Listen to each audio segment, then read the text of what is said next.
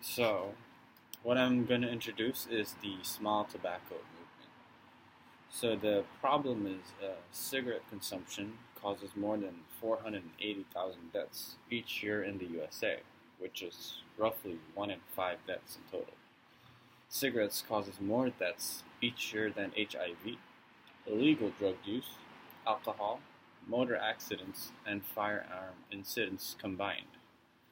On top of that, cigarettes is the leading cause of lung cancer, 9 out of 10 deaths in both men and women. Cigarette consumption has a universal negative effects on both adults and children, male and female, indiscriminate of race, ethnicity, age, or socio-demographic features. To make matters worse, the negative effects experienced by cigarette consumers are also in some situations experienced by the people around them. They're called secondhand smokers. Secondhand smokers are also prone to health problems such as cancer, heart diseases, breathing problems, suppressed immune system, and irritation in eyes, nose, and throat.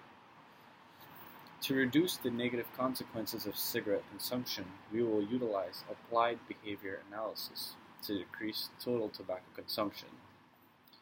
So, applied behavior analysis is a scientific discipline concerned with developing techniques based on principles of learning and applying these change behavior of social significance. So ABA tries to change behavior by first assessing the functional relationship between a targeted behavior and the environment. This approach often seeks to develop constructive, socially acceptable behaviors to replace the aberrant behaviors. In this case, the aberrant behaviors is the consumption of cigarettes. So we have developed the small tobacco movement. Mainly, the small tobacco movement utilizes operant conditioning, which states that behavior are controlled by its consequences. Operant conditioning is a learning process through which the strength of a behavior is modified by either reinforcements or punishments. A reinforcement is a consequence that strengthens a behavior, effectively increasing the future frequency of that behavior. On the other hand, a punishment is a consequence that weakens behavior, effectively decreasing the future frequency of a behavior. Due to the differences between individuals, the effectiveness of reinforcements and punishments vary according to the situations. So, according to our survey, the main reason for cigarette consumption is the instantaneous pleasure experienced through absorption of nicotine, which is the main psychoactive and addictive substance of tobacco in cigarettes. Through functional behavior analysis, we have determined that inhaling cigarette smoke, which contains nicotine, is reinforced by the following euphoric feeling. And we concluded that the main reinforcer of tobacco consumption is that euphoric feeling.